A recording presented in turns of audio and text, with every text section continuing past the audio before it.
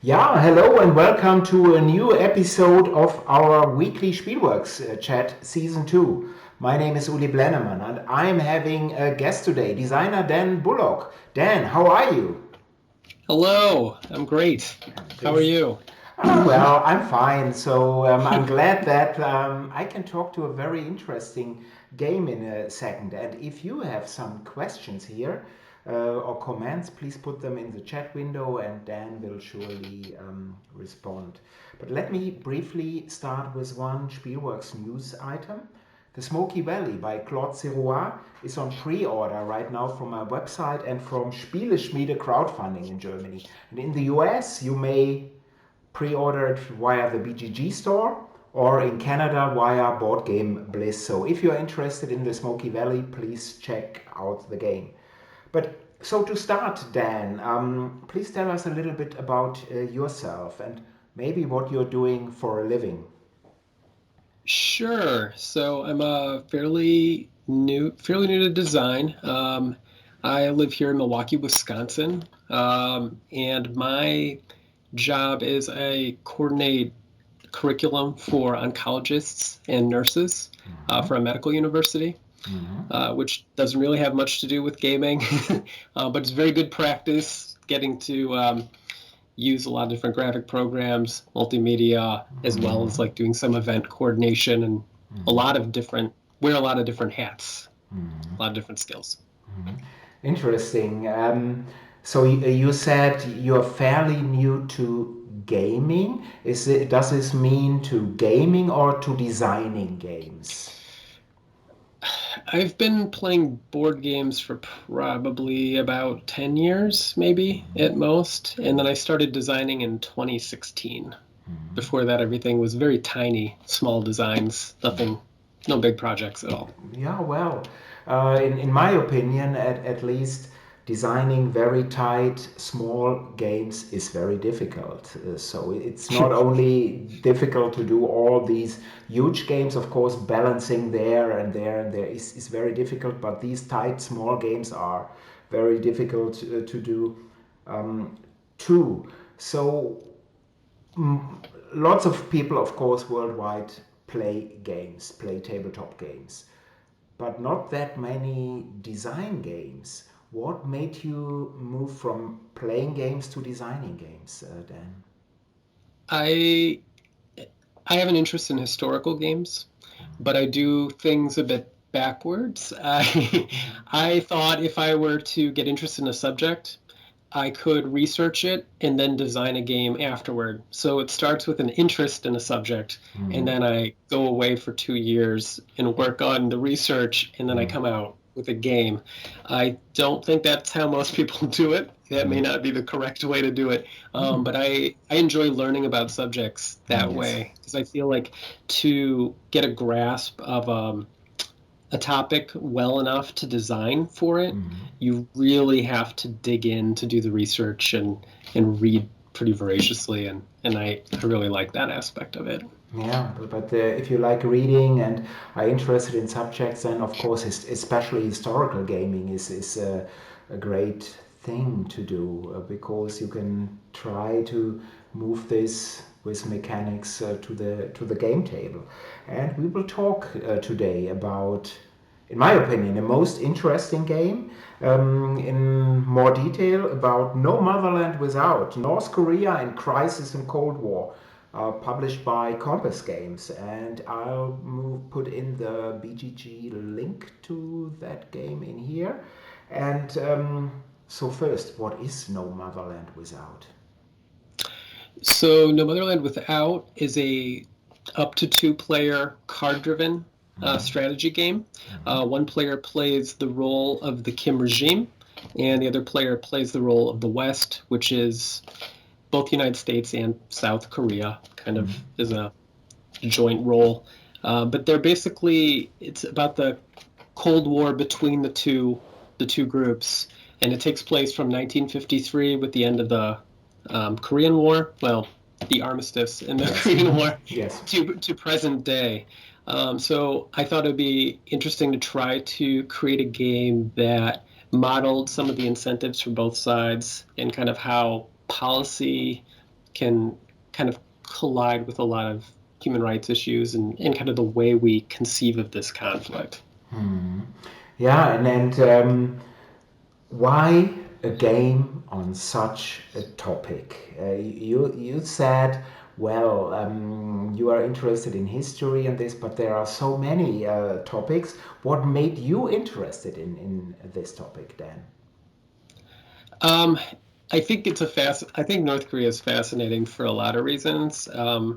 Both as someone who has read a bit about the Cold War and is interested in, kind of like uh, basically attempts to curb nuclear proliferation and things like that. But also, it's a very secretive country that we have very little concrete intel on in an age when we have intel on everything. Like Yes. it's just like in the information age, it's such an odd anomaly in a lot of ways. And then also to see how the Korean Peninsula has basically been divided in sort of an artificial way into like two nations for like 70 plus years. Like Yes. I just think that that's really fascinating, like is a topic. But what made me want to design a game about it was I started reading in 2014 some defector memoirs that I thought were really interesting, and it made me interested in the subject. But I wanted to see if it would be possible for me to design a game that instead of looking at a conflict from a kind of a bird's eye view, top down, like is two states clashing, but rather observe it through the lens of its effect on North Korean people. And I thought that that would Yes. be like an intriguing way to reframe it. So more of a history from below than a view of it from the standpoint of, say, diplomats, state actors, and nations trying to manifest their will by pushing one policy or agenda against another. And I think this was, and I'm very glad that you mentioned this because, in my opinion, it is very important in this game and it makes this game so much more interesting, at least to me. So I think very well done here. But you already mentioned it's a card driven game, a CDG. So why did you pick that mechanic in the game? For the game, sorry. I think that there's some games where I don't particularly like having a hidden hand of cards that you just get drawn and there's like all surprises. There's a lot of things that are daunting about a card-driven game to Yes. new players. Yes. Like they need to memorize the contents of the deck and the events and things like that. But I did see that there was opportunity to try to integrate some new features from a CDG in terms of cards that had more than one consideration for timing and then also impacted different maps in different ways. And the sense of having a lot of mechanics threaded through one another while also still teaching a bit about the history and the events. Because Yes. we sometimes view events in terms of, especially for a subject we don't know that much about, we can think of some really big events, but sometimes there's smaller events that impact North Koreans that we wouldn't even consider as being events in terms of Yes. how they play out. And so I thought that it really needed to be an event card type of game. And in general, I love card-driven games because I think it takes so many of the rules out of the rule book. It puts them at the fingertips of players. It makes the games more accessible. They play a little bit faster. And I was trying to find a way to make a game that might teach like a high school student something about this conflict while also being able to be played like in a single night. Like it Yes. doesn't take like 6 hours. So it's just a matter of like trying to make kind of an entryway into this type of game was Yes. like kind of the hope. This was a wonderful description, and to me, ignorant Uli here sitting in Germany. So when I first opened the game and the deck of cards, so I immediately had to look through them because, Yeah. as you said, the events are there, and sometimes for me, as you said, well, this is not an event, but probably for the North Korean people, it's something and. Really well done. And let me show you some. Hopefully, you can. Probably this is too small. So this is way too small. Sorry, sorry for this, but the cards are really well done. And you already hinted on this.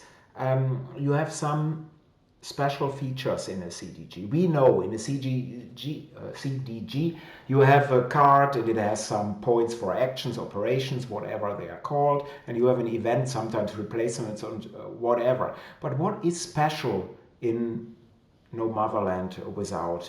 How can you use cards? So I think the first thing that sticks out from someone who's more familiar with something like Twilight Struggle is that each player role has a unique menu of actions. So the Kim regime can do about 5 different things. The West can do 4 or 5 different things. But there's not much overlap in terms of what they're able to do.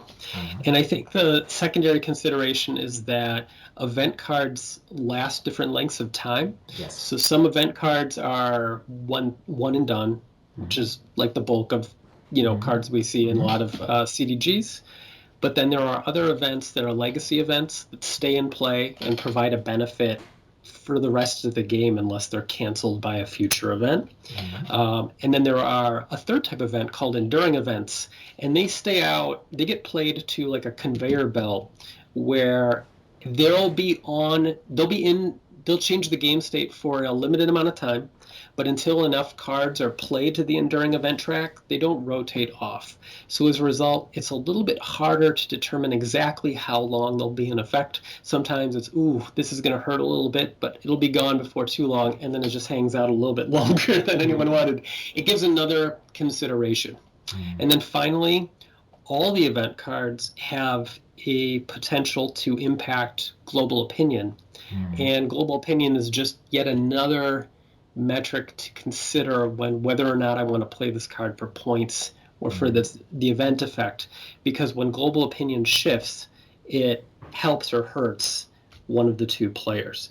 And the benefits of global opinion favoring one side or another are cumulative. So at a certain point, for example, North Korea may not feel, they may not normally want to play events that benefit global opinion for the West, but if they are already losing on global opinion and not favored by it, there really isn't as much punishment for, say, conducting a missile test or, shooting dissidents or something like that. They can just sort of act with impunity because it's a matter of, there's no punishment now. So it's interesting to see kind of like how all these different tug of wars enact. But I hadn't seen all of those types of things way on a single CDG before. So I wanted to try them and see if it broke my game. No, they do not, and I think it's fascinating to hear this. And if you now, as viewers, may think, wow, we know CDGs with 40 pages of rules. This must be complex. This must be complex, all in there. And when I first opened the box, I looked at the rules here. They are 32 pages. So it's within standard CDG limits. But you see, there are lots of pages on which describe the events of the cards, which, by the way, is fascinating reading. Fascinating reading. Then we have, I think, 3 pages of the solitaire rules. There's a sample example of play, an illustrated one, so where some cards are played out. And actually, the rules, the full rules, are 13 pages with illustrations in there. So this is not a terribly complex rules booklet and game to learn, but it's not easy to play. So that, like it should be. So also, in my opinion, really well done there. And so maybe you tell us a little bit more what the two sides do in their turn, the two players. What is the North Korean player doing? What is the Western player doing? Sure. So the Kim regime's objective is basically to build up infrastructure within their country while simultaneously raising their prestige. And the prestige in the game is basically symbolic of the regime standing within their own country. So not their prestige outside of the country. That's not really a concern. It's just they're standing with their own people. Basically, what would prevent a potential military coup, people from protesting, things of that nature. So they're trying to build their prestige, and basically all these things are toward the goal of keeping the regime in power. That's it. It's a very existential crisis for them. I mean, that they're surviving for 7 decades.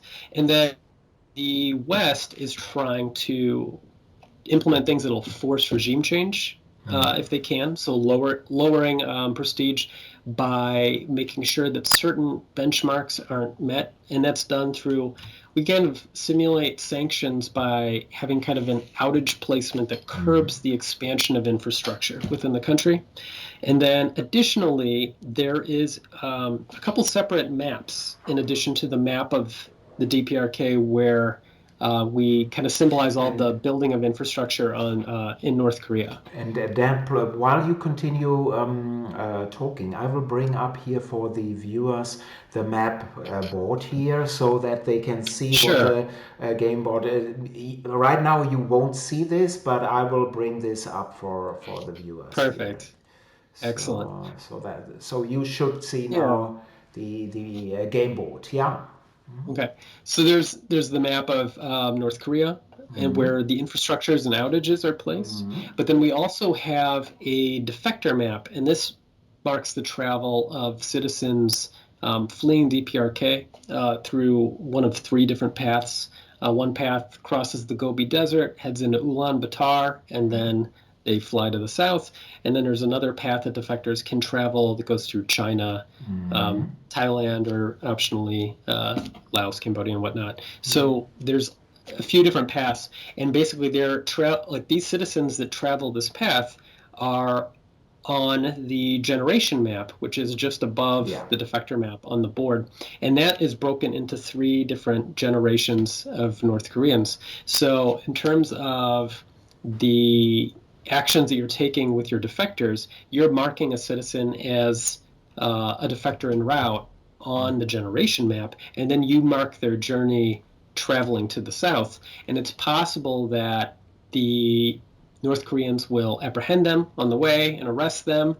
Some folks may perish in their travels, but the fate of these defectors is part of the Western victory conditions. So as more people leave the country, that is beneficial to the West. So those are some of the different things that you're trying to do as the 2 different sides. And in terms of like what victory actually looks like, at the very end of the game, you will either be comparing the West defectors who have made it out of the country plus active dissidents within North Korea to the level of infrastructure in North Korea, and those are kind of how victory points are determined in the game. Or if the prestige ever falls below critical, then the North Korean player will lose because the Kim regime is basically going to fall out of power. Whereas if the Kim regime's prestige is ever in the high position and they successfully do a missile test, then they will win the game immediately without conducting a final score. So those are your incentives for both sides, but it kind of creates several different areas for a tug of war. So you're depicting a lot of different things, which makes the game seem extremely complex, probably. Yeah. When you first open it, you think, this is your typical CDG, and I'm not talking about Twilight Struggle here, but earlier ones with mainly a military focus, which have quite a thick rules booklet. Here I stand has more than 40 pages. I love that game, just for the record. But then when you go into it, you notice it's a lot less complex, but that the subsystems work extremely well. And I've also here the defector map alone here so that people can see this, how this is or may work out. But Dan, can you please tell us why did you wanted to have the defector map in a game? The game is pretty abstract, but I think it's a great decision to have this in the game. Why is it in there, and that you have to move several steps through China maybe? Why is this? Why did you do this? So I thought that was necessary to give breath to like the journey that folks take in trying to flee the country. It's not a matter of one one direct arrow. It's not like a direct path. Like just to travel, 40 miles south of the DMZ, you have to take this long route, like an epic journey, like of 2,000 miles through, mainland China and like through Thailand. And I thought that when you're doing that as a player, it really gives a sense of I need to have this route established before I can travel. When your defectors are left isolated in a place on the map, any of those positions on the defector map that are like these little red squares that are bordered are spaces that if a defector is isolated there, they can be arrested, which is basically just symbolizing repatriation of defectors back to the country, and then they'd be imprisoned. So it creates a sense of like kind of dread and threat, and there's a bit of menace to it. And I really liked how that made the player experience feel for me, like the sense of like there are stakes, and I don't like, like there's not really a lot of ways to have absolute control over getting a defector from one point to another without any type of intervention. There's not a lot of quick, clean defections. It's always like a journey that requires good timing, a little bit of luck, something outside of your control to actually get them there. So I just thought that was like a really important element to the game experience. And I try to design from player experience first and kind of work my way backwards instead of these are some mechanics I thought of and let's just throw them in there and see if they work type of thing. Yeah, I'm extremely impressed by this mechanism or these mechanics, plural, because yes, each game is abstract. Second, yeah, the game is not really that complex. Yeah, in some ways it's abstract, but I think this adds, so the defectors map together with the generations map, which is directly above the defectors map, this gives the game a human touch, a personal touch, player experience. You feel what it is to do this, to endure this. So I'm really, I think this is a really great mechanic and very, very well done. So this is, to me, one of the, when I had it on the table, I saw, wow, in recent years I haven't seen such a good thing here. So really, Thank you. really wonderful. And let me briefly, people may have missed this, so I want to bring up the game board here, and you see the defectors map and directly above the generation map. But let me bring this down here. Here is the generation map, and there are already some people, some markers placed above it. So these people, these are defectors, but these are imprisoned. So it tells you really what happened here, and impressive, just impressive. So. But not only did you do the whole design work, you also did the whole development work, right, on this game. Is this true? My best friend actually developed the game with me, Ah, and okay. that was so this was my first design, and it was his first development project, and I'm pretty sure no one would have you do it that way. But it usually helps to have a developer who's pretty experienced. But I thought it was really beneficial. Like of everyone I know who I could have done it with, my friend Andrew Carlson, who developed the game, was really good at being very frank with what doesn't work, what he doesn't like, and not sugarcoating anything. And I've been hearing it from him for 30 years, so I'm very used to it. So it just really helped. Like we weren't worried about like feelings or anything. And I think it's always valuable when a developer tells you what's wrong and they don't give you the solution to fix it. They're just like, Yeah. this is bad. You know what I mean? Like, fix this. And it's just like, anytime I'd be like, well, do you have any suggestions? He'd be like, it sounds like a design problem. All right, then. So it was a really good experience to kind of have that type of back and forth, and also to just have some.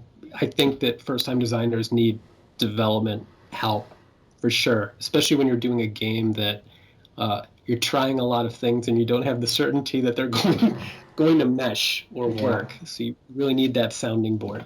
Yeah, but I think you do not feel at all that this is from a first-time development design team. Maybe it is even beneficial so that you tried it in this way and not some developer who has already developed 100 games is telling you, no, it won't work. Let's do it differently. So I think this was here positive for sure. And one thing about the graphic design, very quickly, this game is very red. I, It's I, very red. I think it worked. It works. It works. It's fine. So maybe the counters, the playing pieces are a little bit small, but yeah, well, you can't have everything. It's not detracting when you have the game on the table. But was this a conscious decision to have this game as the reddest game ever? It's definitely the reddest game ever. I think I had intended for the map to be red, but originally in my prototypes, I used wood pieces instead of Okay. counters for the infrastructure and outages. And it was because you could tell at a glance, Yeah. like you could do the adding, Yeah. and you knew what the height was. Yes. So they'd have like graduated heights where they get smaller Yeah. near the top.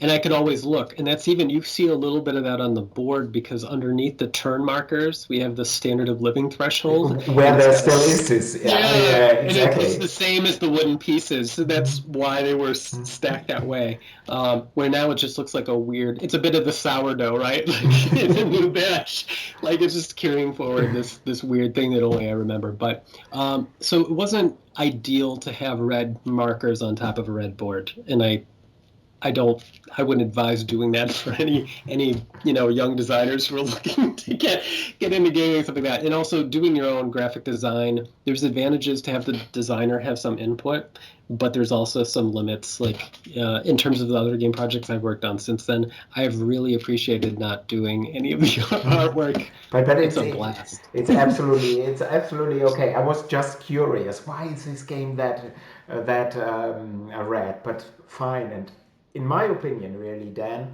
this is wonderful package. And in my opinion, also, and I'm not saying this lightly, it's one of the most impressive games I have played in the last couple of years. So, if Thank you. you, viewers, if you have an interest in first, maybe not first in the topic, if you are thinking, maybe I could learn something more about this conflict between the North Korean Republic and the Western world, mainly the United States, check this game out. If you are thinking, I'm a fan of CDGs, which are working somewhat differently, check out this game too. You can't go wrong with no Motherland without, for sure. But Dan, this is not everything you did so far. You have some other games, right? Yeah. So GMT. What about GMT? So GMT, I'm working on a game with my co-designers, Joe Schmidt, who did The Landing for Catastrophe Games most recently, and then Chris Bennett. And we formed a team for the Consum Game Jam last fall, and we created a game called In the Shadows about the French Resistance in 1943 to 44.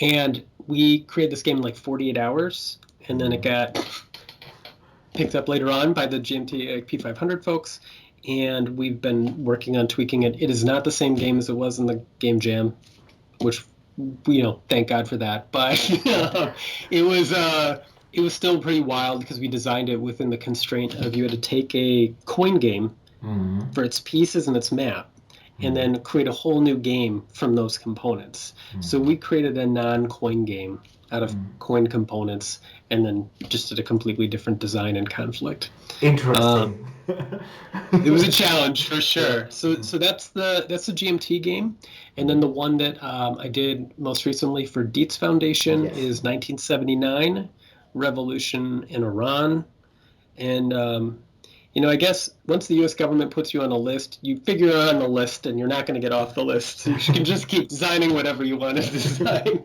So I decided to make a game about Iran, and that covers kind of the Mossadegh's rise to power from 51 to 53 in the nationalization movement in Mm. Iran, all the way to the Islamic Revolution and the ousting of the Shah in 79.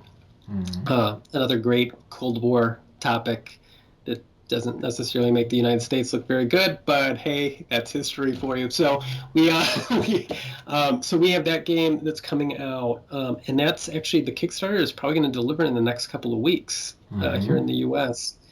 But And but for people who have missed the Kickstarter, and how can they get hold of that game? Dan, do you know that that? that one is going to be distributed to retailers. I don't know which specific retailers right now, but I imagine it will be appearing there probably in the next month or so. We'll see as the Kickstarter delivers, like Yes. it'll be trickling out. It was really important to them to make sure that the Kickstarter was delivering before Yeah. retailers are like Of selling it. course. Yeah. And now with the supply chain being what it is, that shouldn't be too hard to manage, right?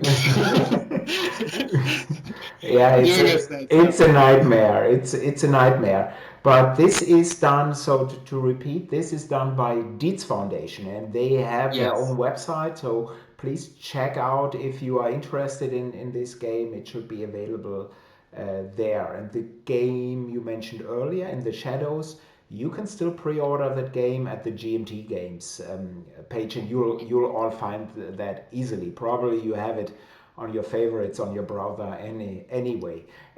So Yep. what else? What else is there, Dan? Is there Um, a I've got a couple other projects. Some are a little bit early right now because I'm, excuse me, still doing research for them. But the next big one is an Age of Sail system that I created for specifically right now for naval battles in the American Revolution. And I wanted to create like an Age of Sail game that was playable in a single evening, so about 3 hours type of thing. And it's a very odd system. It's uses cards, but it's a little bit more of a has a bit of a roll and write feel. It's extremely weird as far as war games go. It feels very weird. So I'm working on that right now, but that's probably not going to come out till next year. And then always making little goofy games. Try to make about one or two of those like every year, just like a tiny little single deck type of thing. So Yeah, so yeah. you're busy in gaming as well. So Dan, thank you very much here. This has been really a pleasure. And as I said, check out No Motherland Without. Check out all the other games that Dan is doing. I think you can't go wrong here. Dan, how can people reach you? I'm usually easy to find on Twitter. I think it's Block is Okay. my name there. Otherwise, reaching out to me via Board Game Geek. I Geek mail. respond to like all my messages. So when folks send me geek mail, yeah, those are the best ways I would Yeah. say. Excellent. And to all of you, please remember the Smoky Valley pre-order from Spielworxx. And next week will be a regular episode with me presenting Spielworxx and industry news. And I will surely concentrate on Essen, which is starting 2 days later, so on Thursday. And till then, bleibt alle gesund und Black Lives Matter. Bye bye. Bye. I,